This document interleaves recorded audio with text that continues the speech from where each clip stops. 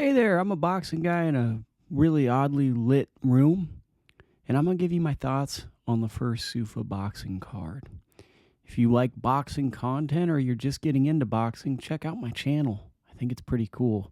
You can do all the fun stuff like comment, subscribe, all that stuff, and it will really help me out. So let's get into what you want to know, which is what is a hardcore boxing guy or a nerd in a funny sweater who loves boxing every week and watches it from regional cards to major cards? What are their impressions of this show? Well, for starters, the way I'm going to do this is I'm going to offer one pro and one con to kind of break down and offer constructive criticism along with things that I really liked, because I think there were goods and bads that went with this first show, which is expected, right? So I think the first thing I want to talk about is the concept of performance bonuses, because it stood out to me. It's a foreign concept as a boxing fan. I kind of like the idea, right? A performance where you get extra money because you put on an exciting fight or a dramatic fight. But then the negative that goes with that is boxing isn't always exciting. The nature of boxing is going to be slower because you have to condition yourself and fight over the course of 6, 8, 10, or even 12 championship rounds. There are exceptional fighters like Gennady Golovkin, Naoya Inoue. Many fighters who are exciting at the championship level offer knockouts, but those fighters are also few and far between. If they were replicated a lot, we'd see a lot of really I think there'd be more excitement in boxing.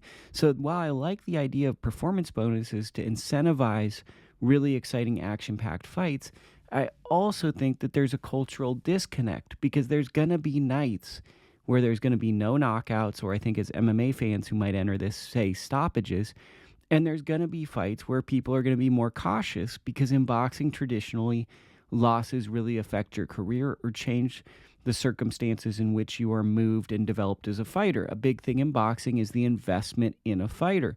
The path is built upon whether a promoter or an entity outside of the promoter, like a manager, will invest money into one's career. The great thing about the UFC, with its whatever people want to say about business practices, is they will invest in the fighter. They'll give you opportunities to get fights. Opportunities to fight is the lifeblood of the sport for all fighters. So maybe that cultural shift can change, but there are going to be nights where the fights are just simply not good. And I think in nights like that, something like a performance bonus might actually accentuate kind of the action that we're seeing. And I think it's not going to be as easy to hand out these awards fight card after fight card. And that might be a disconnect for maybe UFC fans who are entering into this space for the first time, going, that was the fight of the night, really? Or who got, this spectacular thing? In fact, for this first card, there was only one knockout. And that leads to the next thing that I wanted to say. So I'm a really nerdy person. We can just finish the statement, just say that. I'm a nerdy person.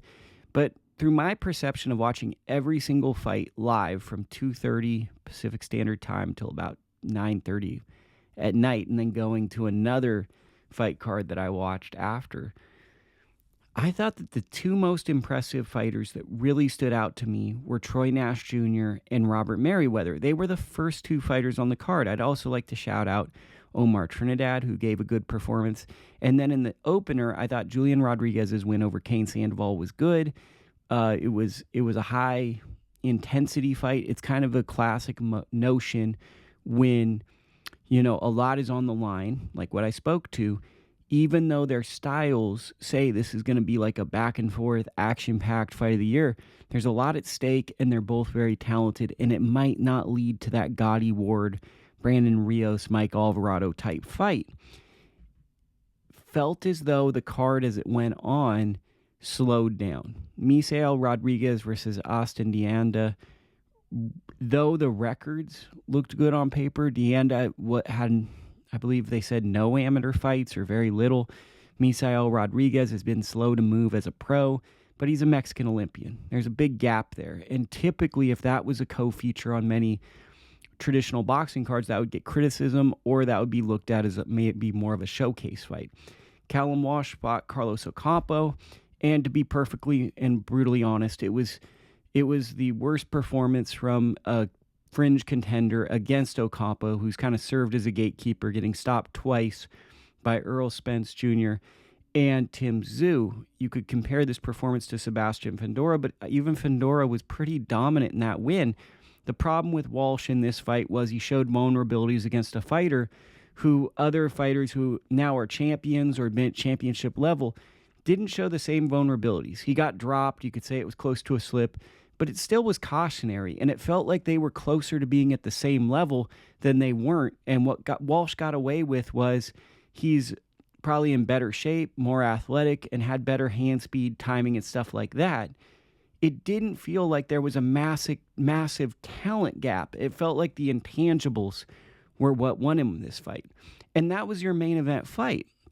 And almost felt as though Julian Rodriguez and Kane Sandoval was the main event fight. And then we kind of watched two fights after that were more developmental level fights. So that's something that I think we need to look at, is who truly is the main event fight, because some people only watch the main event, and cards can sometimes be judged only by the main event.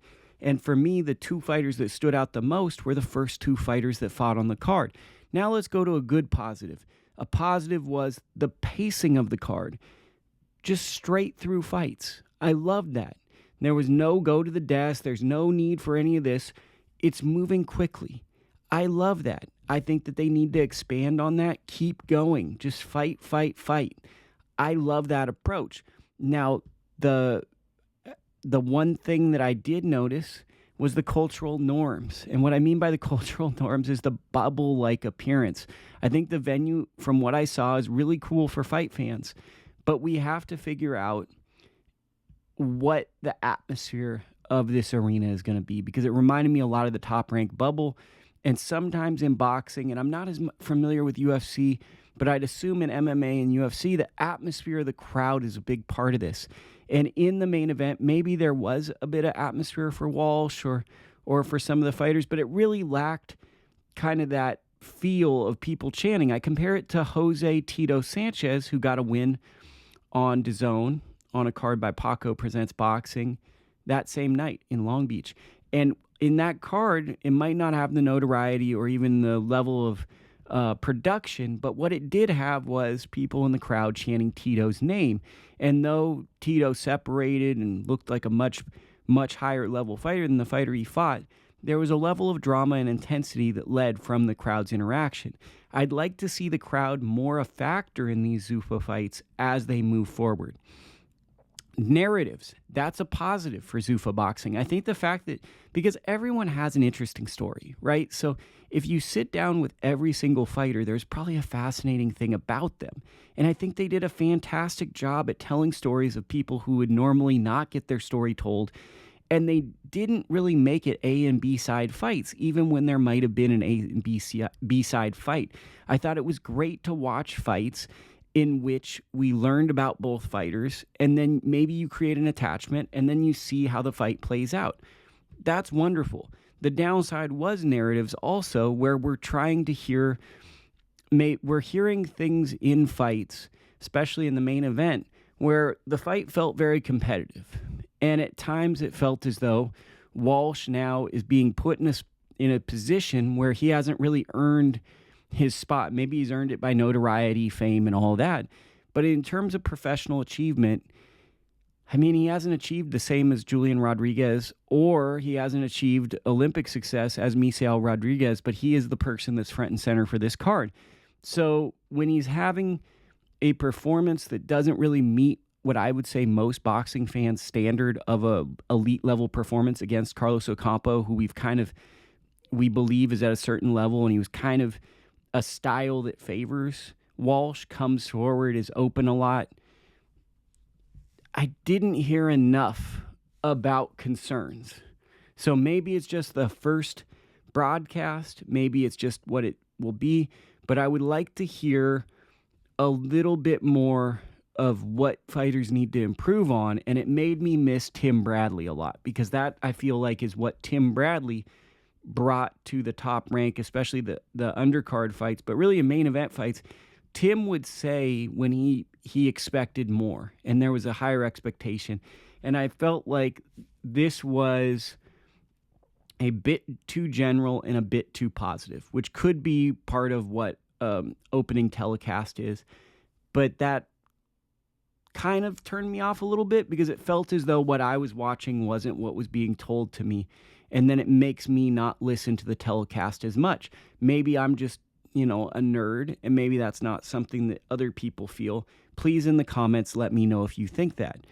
I think the last thing I'd like to point out is it's new, and that's the positive, right? Anything can change. We can see new fights. Who knows? Like the big fight we're looking forward to, F.A. Ajagba, Charles Martin. Probably wouldn't have piqued my interest, but now in this setting, it's really exciting because F.A. Ajagba is really, really good, and people have been sleeping on him for years, so that's exciting. Jay Apataya, for the last 2 or 3 years, has been really, really exciting. Now he might go from underrated to overrated. He's taken on the Armenian champion Noel, I can't say his last name, who just beat Badu Jack. Okay, that's a really exciting fight in March. We're getting exciting fights. Okay, that's cool. We've got things to look forward to. How will the sanctioning bodies fit into this? Will we ever see like a WBC or anything like that in it? I'm excited at just how things change, how things adjust. What are the new things that can be brought in? Because that is exciting. A lot of boxing is, hey, let's get the same broadcasters. Hey, let's film this the same way. Yes, it might be new, but it's just the same friggin' people. And I think that it's really refreshing to just kind of see a perspective that's so different from the cultural norms of boxing. That being said, it's also really hard to rewrite the rules of boxing. A lot of these things in boxing have been set in stone or built a certain way because they're highly successful.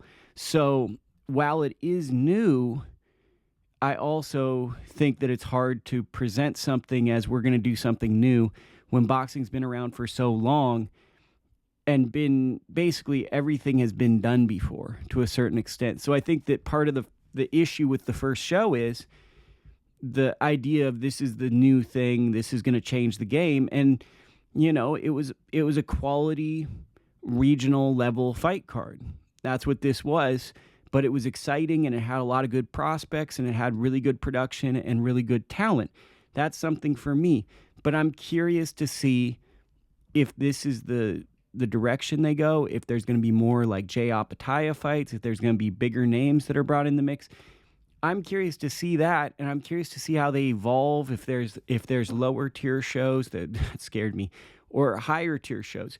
I think all in all, everyone was waiting to see how this show would go, and it happened. And I think that's a success. When you can get a show across the finish line, that's a success. But I think when we look back in December at this first show, a lot is going to change.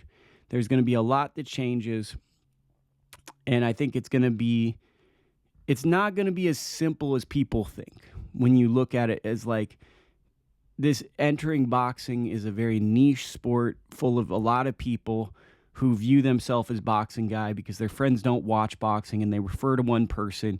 So you have a lot of people who think they're the smartest guy in the room amongst their friends, or maybe they reach a level of cultural cachet in boxing. So they're like, we're this guy even writers or coaches refer to. And you have to speak the language of those people, or at least make them go, this is going to be a high quality thing. And if they're not fully bought in, it's going to take a long time to be fully relevant.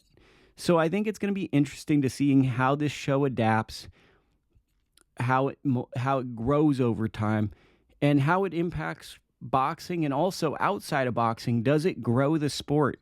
Which I think is the biggest positive is, can this bring in new fans to boxing? Because that's the X factor, right?